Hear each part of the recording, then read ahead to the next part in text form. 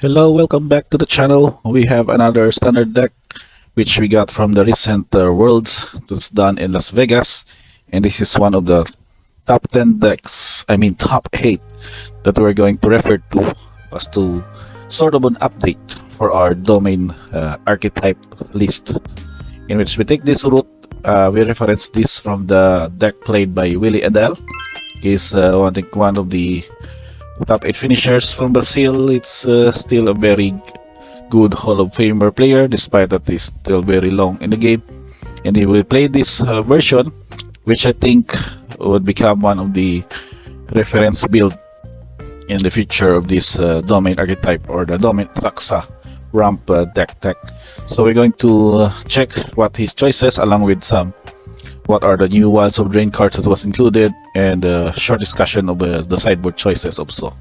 So we're going to go with 4 artifacts, that is Curious Briefcase, 12 creatures including a main deck Chrome Hole Seed Shark, 3 battles, that's the Valuation of Zendikar, 8 enchantments with a new card, Virtue of Persistence, 7 sorceries including of course the Sunfall, the Lone Planeswalker in the main deck with Nissa Ascended Animist, and 25 lands, including of course almost all of the current standard legal tri-lands from Streets of New Capenna. So we're going to go with as to why this deck would go with these creatures. The generic main deck here for the domain is still Topiary Stomper. That's 4 copies, along with 4 copies of Angel or Archangel of Wrath. Now for Atraxa, before I think it was played as also the playset, which means that you need higher chances to draw this one. But Edel has chosen to include only 2 in this deck. The purpose maybe for just he could be able to just draw it in the mid game, and he would think that early on an early Atraxa in the hand would just only become a sort of a 1 card less if you have not yet be having the mana to cast it.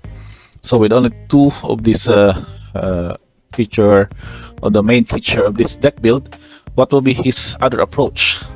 So I think he went with the control setup with the main deck of Leylines Binding. It was also included 2 copies of Ossification, which is also sort of a cheap spot removal by removing a creature or planeswalker an opponent controls by only enchanting a basic land you control. So along with that, to the Lane Binding, it's also the new enchantment Virtue of Persistence, that is the black virtue of the cycle from Wilds of the Drain. It was added here that it has all become a removal with the Locktwain Scorn, that is target creature gets -3/-3 and you gain 2 life. At the same time, it will become a sort of a gas in the late game with its ability that become an enchantment that will be never upkeep. You may put target creature card from a graveyard into the battlefield under your control. So that goes with that setup. And then you would not really need to have an Atraxa early on. So if your Atraxa got discarded, you just need to have to cast Virtue of Persistence to return that creature card into the battlefield under your control. So that means also that from a graveyard, that also means that your opponent's graveyard would also become a target if there's a good creature target that you would need to return back to the battlefield. So with that setup, your ramp spells would also include 4 copies of Curious Briefcase.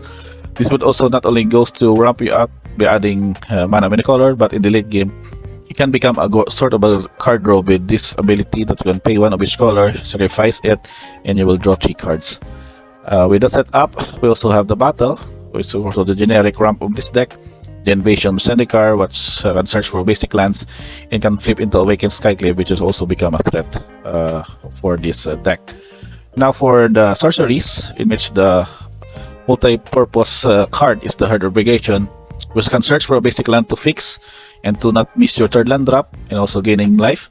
You can cast this one for your domain that can create a 3/3 green beast creature token for each of the basic land types and lands you control.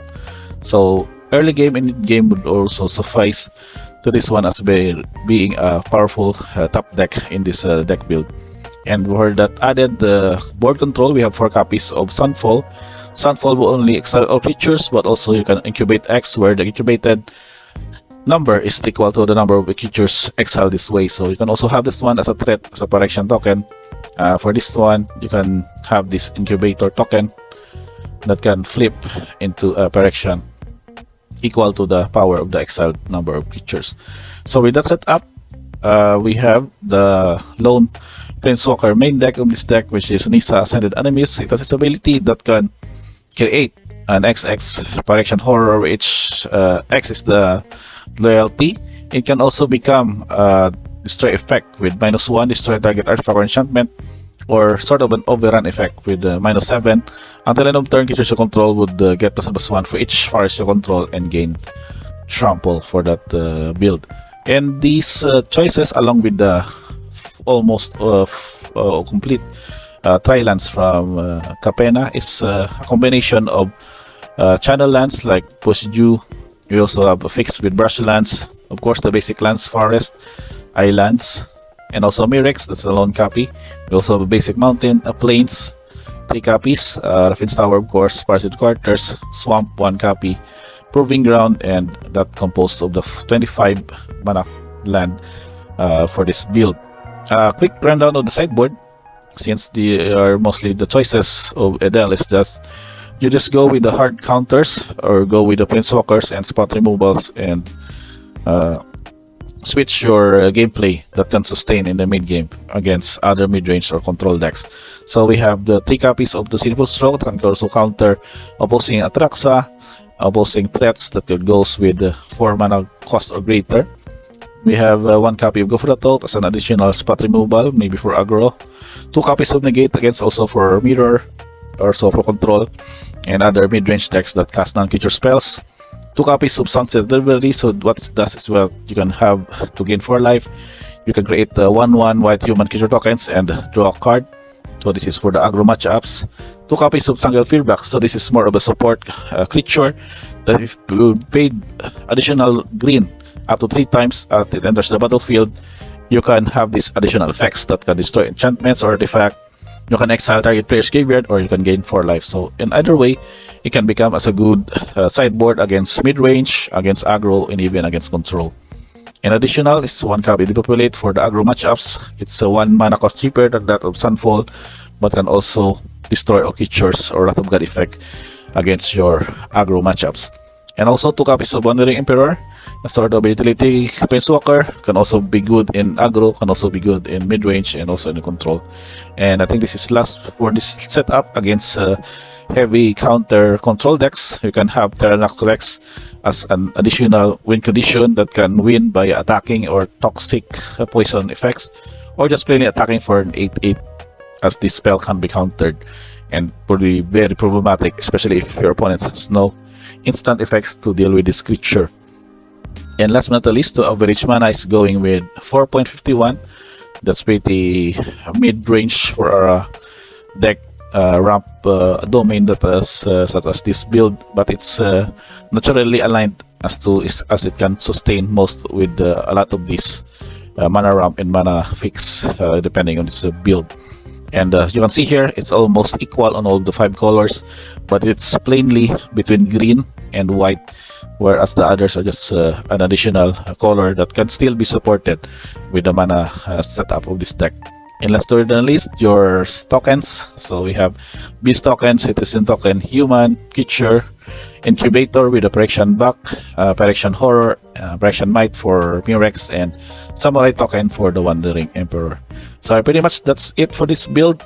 It's probably suggested as to how this deck would improve now that it has been a top tier deck with the finish at Worlds. So we'll now see how this would perform in the coming tournaments, especially now that we have several major tournaments, MTG Online and MTG Arena for the standard format.